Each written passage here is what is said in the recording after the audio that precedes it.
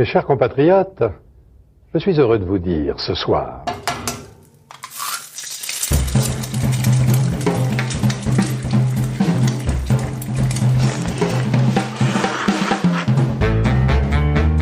Bonjour et bienvenue dans À Poil, le podcast qui m'a nu les chefs.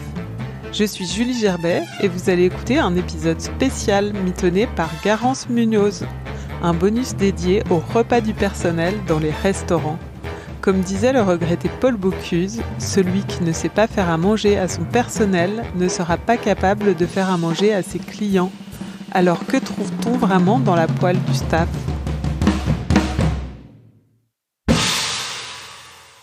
Un des premiers trucs le matin auquel on parle, c'est qu'est-ce qu'on mange ce midi. Des fois, c'est même avant ce que vont manger les clients.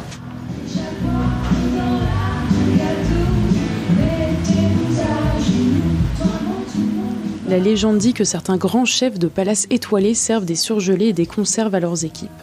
D'autres mettent au contraire un point d'honneur à faire un vrai repas de famille. Je me suis glissée dans 3 cuisines de restaurants parisiens, Buffet, Fulgurance et Yamcha, pour comprendre un peu mieux la réalité derrière le fantasme.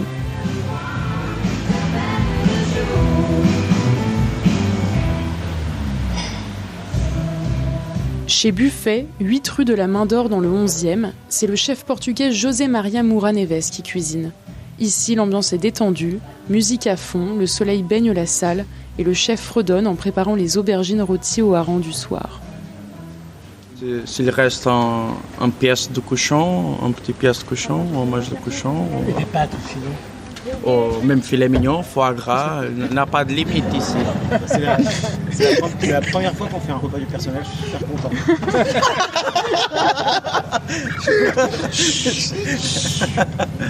Putain, ça fait longtemps qu'on attendait. Tu vas dormir dans la cave ce soir.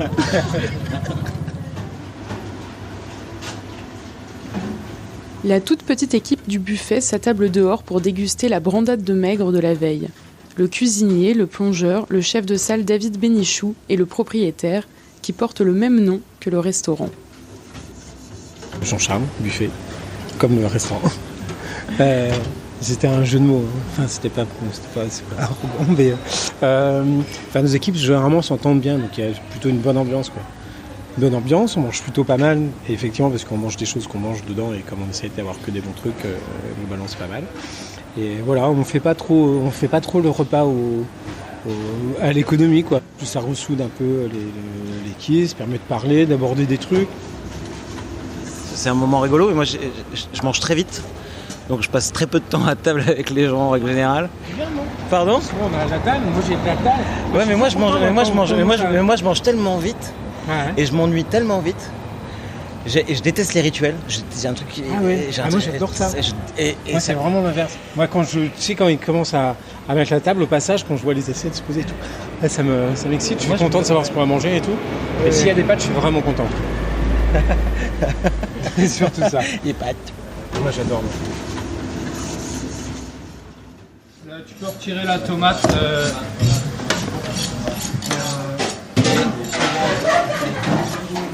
De l'autre côté du 11e arrondissement, rue Alexandre Dumas, la cuisine très ouverte de Fulgurance résonne des rires de l'équipe. Ce restaurant un peu particulier permet aux seconds d'être les premiers pendant quelques mois. Une sorte de tremplin pour chef. En ce moment, c'est Alban Chanteloup qui est aux commandes des fourneaux. Nous, on s'organise en équipe, donc chacun fait un élément. Et chaque jour, on décide un peu le matin ce qu'on a envie de manger déjà.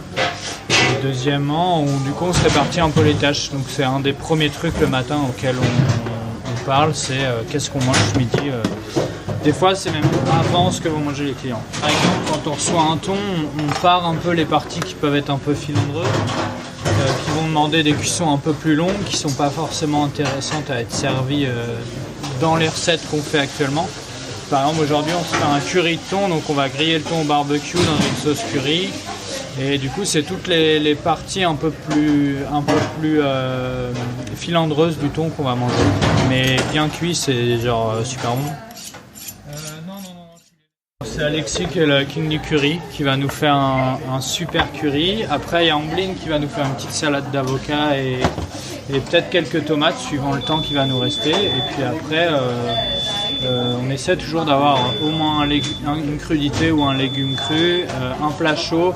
Et dessert, je vais pas vous mentir, on a rarement le temps de le faire, mais en général on se fait une petite corbeille de fruits ou on se fait un fruit à picorer.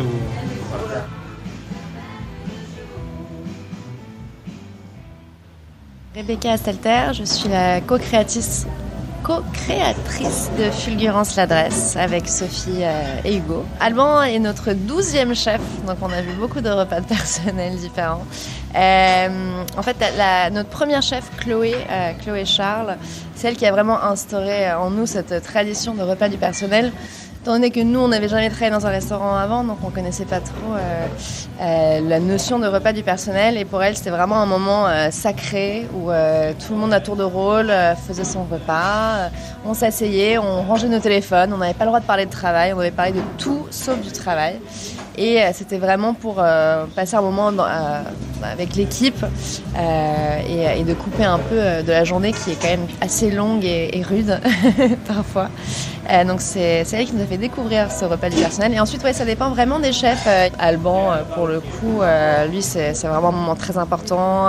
Il est toujours en train d'essayer de faire plaisir, de trouver toujours quelque chose, un peu de fraîcheur pour nous, mais quelque chose d'un peu gourmand. Il va acheter des choses spécifiquement pour le repas du personnel. Et en même temps, il fait beaucoup de récup pour être sûr de rien gâcher. Donc non, avec Alban, c'est très agréable. Et Céline aussi. Céline, ses repas du personnel étaient magnifiques. On avait l'impression d'être au restaurant tous les jours. Ça, c'était très agréable. C'est où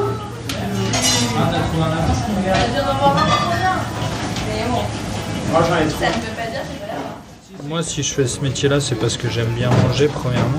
Et ensuite, je dirais que c'est un peu un rôle de motivateur, le repas du personnel. Parce que moi, j'aime bien qu'on prenne une pause. Il y a des chefs qui n'ont pas le temps. Il y a des jours où, franchement, on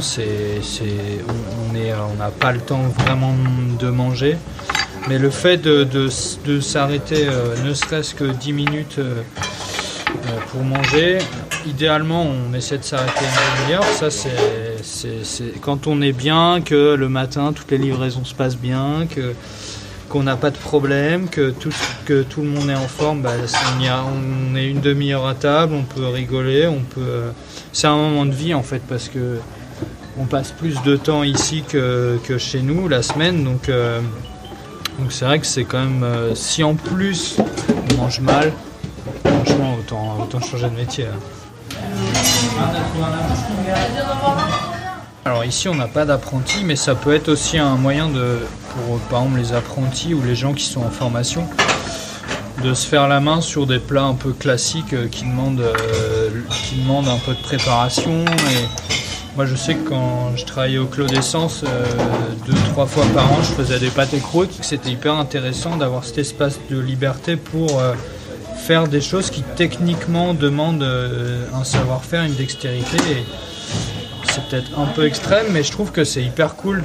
Des fois, au staff, on se fait des super tartes, on se fait des choses qui sont pas des choses qu'on a forcément le temps de faire pour les clients ou qu'on n'a pas forcément envie de faire par rapport à mon identité de cuisine, mais qui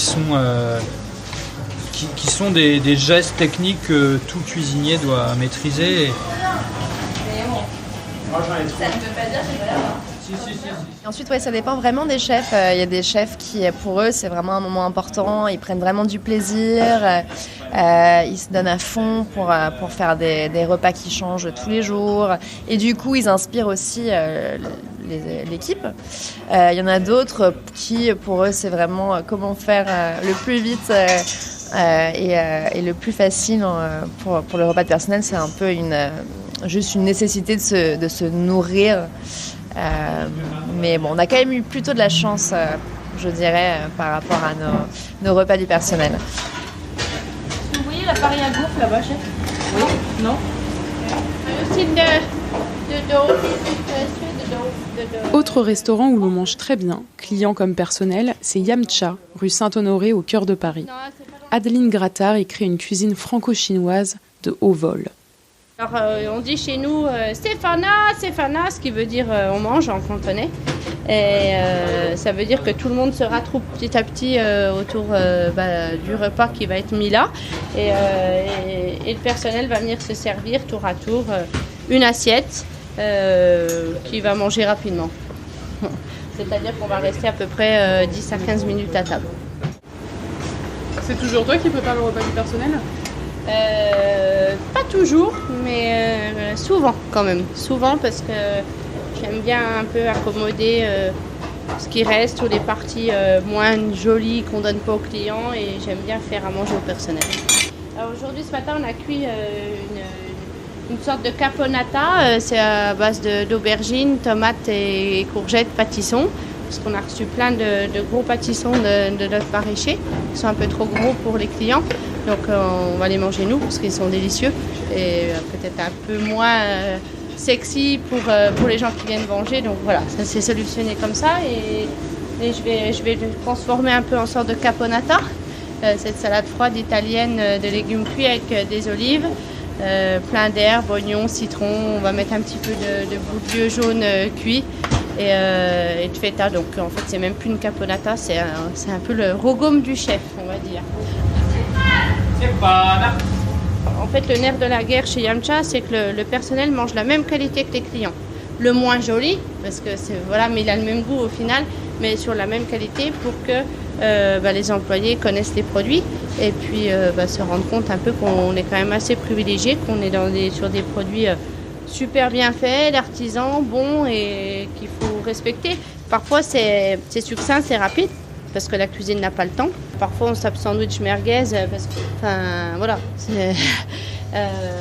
après les merguez vont venir d'un certain endroit, on est toujours sur de la qualité. Faut pas bouger la cuillère de l'angle, là, c'est sans coriandre. Ok, c'est bon. Je te sers, Johan, avant que tu manger.